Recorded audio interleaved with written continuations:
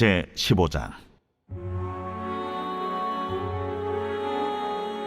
여호와께서 모세에게 말씀하여 이르시되 이스라엘 자손에게 말하여 그들에게 이르라.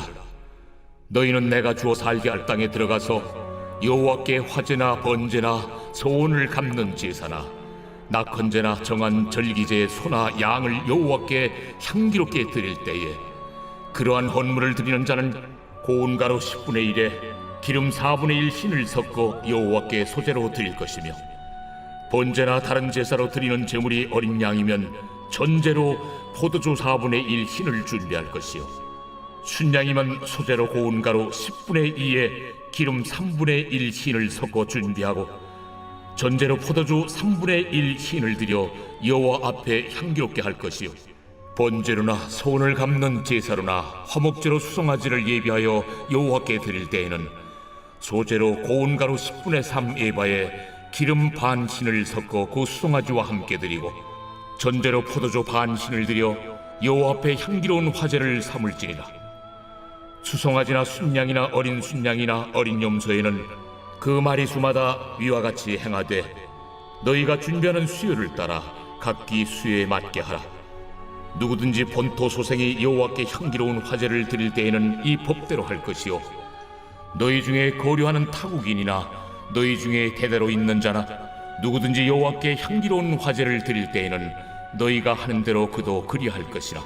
회중 곧 너희에게나 거류하는 타국인에게나 같은 율례이니 너희의 대대로 영원한 율례라. 너희가 어떠한 대로 타국인도 여호와 앞에 그러하리라. 너희에게나 너희 중에 거류하는 타국인에게나 같은 법도 같은 규례이니라. 여호와께서 모세에게 말씀하여 이르시되 이스라엘 자손에게 말하여 이르라. 너희는 내가 인도하는 땅에 들어가거든 그 땅의 양식을 먹을 때에 여호와께 거제를 드리되 너희의 처음 익은 곡식 가루떡을 거제로 타작마당에 거제같이 들어드리라. 너희의 처음 익은 곡식 가루떡을 대대 여호와께 거제로 드릴지니라. 우리가 어제까지 민수기 14장을 보았습니다. 민수기 14장에서는 모세가 이스라엘 각 지파에서 정탐꾼을 대표적으로 한 명씩 세워서 가나안 땅을 40일을 정탐하게 하고서는 그 보고를 받았습니다. 아시다시피 10명은 부정적인 보고를 했습니다.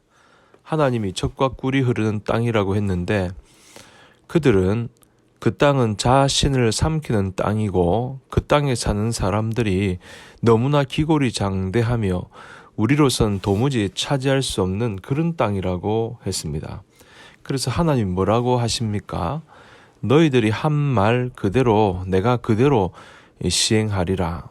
그래서 40일 정탐한 그날을 1년을 곱해서 40년 동안 광야에서 유리방황하게 하겠다고 했습니다. 그러나 여호수아와 갈렙은 어떻습니까? 가나안 땅은 정말 하나님이 우리에게 주신 땅이요, 저들은 우리의 밥이라고 말하면서 여호수아와 갈렙은 정말로 나중에 약속의 땅에 들어가게 됩니다. 그러니까 부정적인 보고를 한 사람과 그 말에 동조한 사람은 약속의 땅에 들어가지 못하고 하나님이 약속한 땅을 차지할 수 있다고 보고한 여호수아와 갈렙은 약속의 땅에 들어가게 하시겠다고 하셨습니다. 그런데 그 말을 들은 이스라엘 백성들이 이제서야 후회를 합니다. 14장 마지막 부분에 보시면 원망하고 불평했던 이스라엘 백성들이 그제서야 후회를 하고 회개를 하는 듯 보입니다. 그래서 자신이 잘못했다고 하면서 이번에는 명하지도 않은 적들을 향해서 우리가 나가서 싸워 이기겠다고 하며 전투를 하러 나갑니다. 그래서 어떻게 됩니까? 처음으로 패하게 되는 결과를 맞게 됩니다. 자신들은 회개했다고 생각하고 그제서야 그 땅을 치러 가겠다고 하면서 전쟁을 하러 나갔는데 시키지도 않은 전쟁을 하러 갔을 때에 오히려 패하고 마는 그런 결과를 맞게 된 것입니다.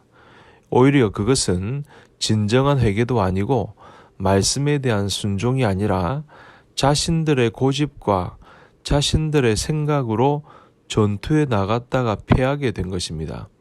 그러니까 그저 자기들이 하고 싶은 대로 결정하고 전쟁에 나가게 된 것입니다. 그러니 이스라엘 백성들은 가나안 땅을 자기 보고 싶은 대로 보고 이제 하나님으로부터 징계의 이야기를 듣고서는 진정한 회개도 없고 결국 자기 하고 싶은 대로 일을 진행하다가 결국 전쟁에 패하는 그런 일이 벌어졌습니다. 그러니 14장의 마지막 부분이 이스라엘 백성들 입장에서는 그렇게 좋은 분위기가 아닙니다.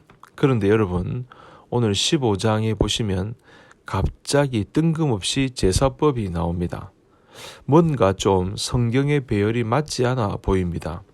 3절에 보면 번제나 서원을 갚는 제사나 낙헌제나 정한 절기제, 제사법을 소개하고 있습니다.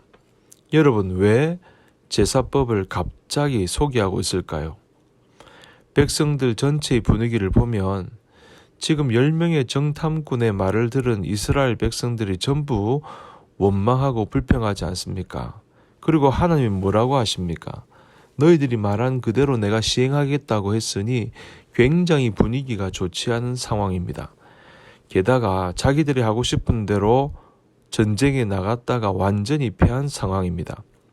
그렇게 좋지 않은 분위기 속에서 제사법을 소개하고 있는데 이 제사법을 소개하면서 하나님이 무엇을 말씀하시는고 하면 내가 너희들과 관계를 회복하기를 원한다. 너희들이 드려야 될 그 제사를 드리면서 나와 관계가 회복되기를 원한다는 그런 뜻이 담겨져 있습니다. 제사를 드리면서 하나님께 불순종하고 원망하고 불평했던 이스라엘 백성들과의 관계를 더 가깝게 하기를 원하시는 하나님의 뜻이 담겨 있습니다. 그런데 사실 오늘 본문에는 제사법만 있는 것이 아니라 7가지 율법도 있습니다. 그러니 제사법과 7가지 율법을 통해서 하나님과의 그 관계를 제자리로 돌려놓고 싶으신 하나님의 의도가 있습니다. 그런데 여러분, 여기서 한 가지 더 살펴봐야 할 것은 이러한 제사법과 7가지 율법은 약속된 땅에 들어가서 할 것이라고 하는 것입니다. 2절에 보시면 내가 주어 살게 할 땅에 들어가서 내가 약속한 그 땅에서 이러한 제사를 드리게 될 것이다. 그렇게 말하는 것입니다. 이 부분이 키포인트라고 할 수 있어요. 그러니까 무슨 말입니까? 이스라엘 백성들에게 약속된 땅에 들어가게 될 것이라고 하는 것을 다시 확신을 시켜주는 것입니다. 너희들이 약속한 땅에 들어가서 하게 될 일이라고 말씀하고 있는 것입니다. 가나안 입성을 확인시켜주고 불안함을 없애주는 것입니다. 비록 이스라엘 백성들이 원망하고 불평을 했지만 결국에는 원망한 세대, 불평한 세대여서 이 광야에서 죽는다고 해도 그 이후에 여호수아와 갈렙은 그리고 제2세대들은 약속된 땅에 들어가게 될 것을 확신시켜 주는 것이라고 할 수 있습니다. 그래서 15장은 참으로 소망이 되는 말씀이라고 할 수 있습니다. 절망적인 상황에서도 돌파구를 제시해 주는 말씀이라고 할 수 있습니다. 그렇습니다. 하나님은 징벌로 인해 침체되어 있는 이스라엘 백성들에게 소망을 불어넣어 주고 있습니다. 혹자는 이런 말을 했습니다.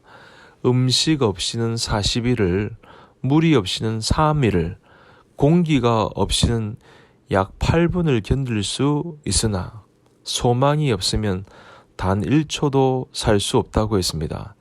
그러니까 인생을 살면서 소망은 너무나도 중요한 것입니다. 그러니 여러분, 우리는 광야와 같은 세상에 살면서 세상이 주는 온갖 시련으로 인해 고통을 겪고 있습니다. 이러한 상황 가운데서 만일 우리에게 소망이 없다면 너무나 힘겨운 삶을 살 수밖에 없는 것입니다. 그러나 우리는 예수 그리스도로부터 참된 소망을 가지게 된 사람들입니다. 죽음에서 생명으로 영원한 생명을 소유했고 참된 기쁨과 평강을 맛볼 수 있는 사람이 된 것입니다. 그러므로 여러분, 하나님께서 주시는 소망을 품으십시오. 그리스도 안에 있는 참된 소망을 품기만 한다면 우리의 삶에는 새로운 활력과 기쁨이 충만한 삶을 살 수 있을 것입니다. 그러므로 이 하루도 주님이 주신 이 소망을 품고 이 땅 가운데서 승리하는 귀한 한 날 되시기를 주님 이름으로 축복합니다.